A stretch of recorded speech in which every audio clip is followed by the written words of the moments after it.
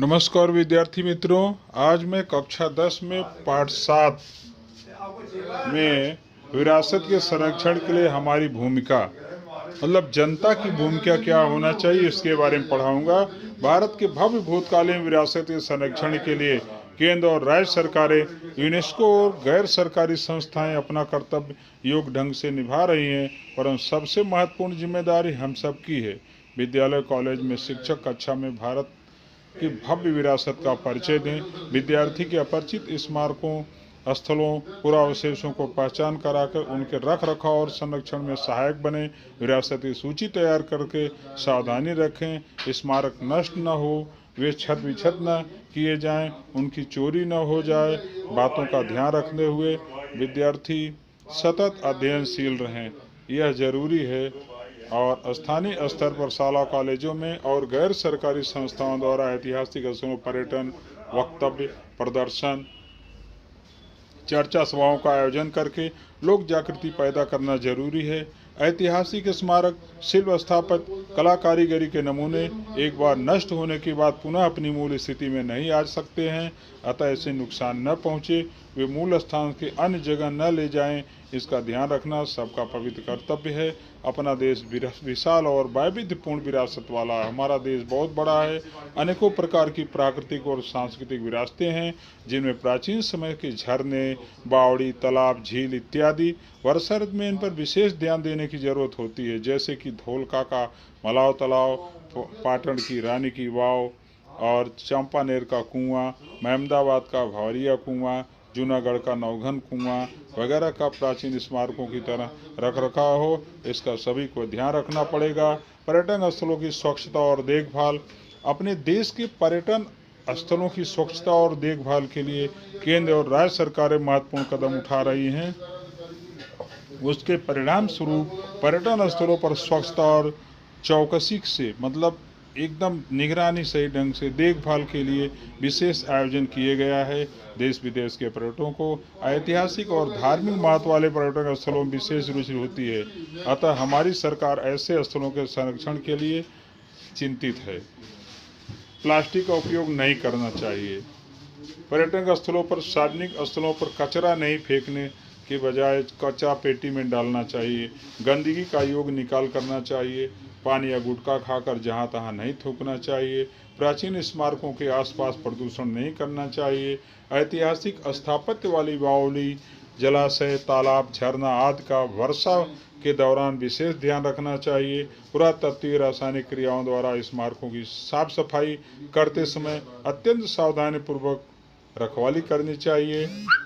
देश विदेश में पर्यटकों द्वारा अपने ऐतिहासिक विरासत को हानि न पहुंचे, इसके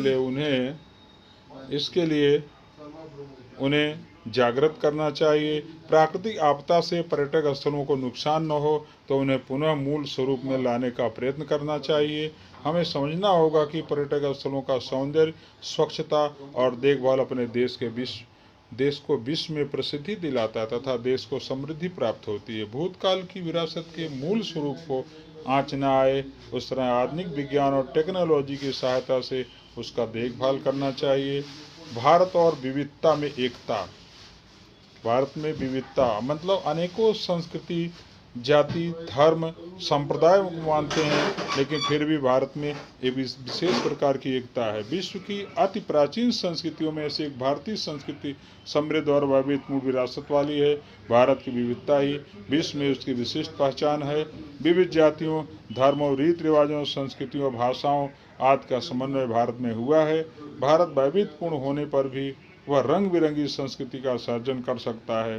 भारत वसुधैव कुटुंबकम की भावना को विश्व में साकार कर सकता है। मतलब यह है कि पूरी पृथ्वी को भारत अपना परिवार मानता है। इस पृथ्वी पर रहने वाला हर व्यक्ति, चाहे अमेरिका में हो, अफ्रीका में हो, कहीं भी हो, भारत में हो, वह इस परिवार का सदस्य है।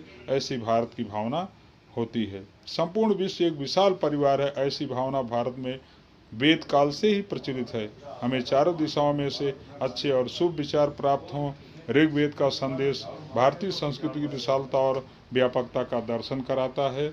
भारत के धार्मिक सहिष्णुता का भारत ने प्रसार विश्व में किया है। स्वामी विवेकानंद ने शिकागो में आयोजित विश्व धर्म परिषद में कहा था कि मुझे कहते हुए गर्व हो रहा है कि जिस धर्म का मैं प्रतिनिधि हूँ उस धर्म के जगत को सहिष्णुता और विश्व बंधुत्व का पाठ सिखाता है। भारत एक असांप्रदायिक देश है जहाँ किसी भी धर्म को राष्ट्रीय धर्म के रूप में स्वीकार नहीं किया गया। धर्म की दृष्टि से भारत संसार के प्रमुख धर्मों के सम्मिश्रण की भूमि रहा है। हिंदू, बौद्ध, जैन, पारसी, इस्लाम, ईसाई धर्म का भारतीय संस्कृति पर प्रभाव देखने को मिलता है। प्राचीन भारतीय ज्योतिर्धरों ने भी भारत की एकता पर बल देकर समग्र देश को भारतवर्ष ऐसा विशाल नाम दिया था। पवित्र मानी जाने वाली 7 नदियों का समावेश भारत में रचित प्रार्थनाओं में भी हुआ है। ऋषियों, मुनियों, सूफी संतों, स्वामी विवेकानंद, दयानंद सरस्वती और महात्मा गांधी जैसे युग पुरुषों ने हमेशा शांत, समन्वय और विश्व बंधुत्व को बातों पर जोर दिया है। विविधता में एकता भारतीय संस्कृति की सर्वोत्तम विशिष्टता है। जिस तरह महासागरों में नदियों का संगम होता है, उसी तरह अपने देश में विविध धर्मों, संप्रदायों, जातियों, भाषाओं, रीति रिवाजों, परंपराओं और उत्सवों का सम्मिश्रण देखने को मिलता है। भारत में विविध लोग अस्तित्व की भावना से अपना जीवन जीते हैं। भारतीय प्रजा ने अपनी इस विशेषता का संवर्धन और हिफाजत किया है जो अद्वितीय है, मतलब और कहीं दूसरे देशों में देखने को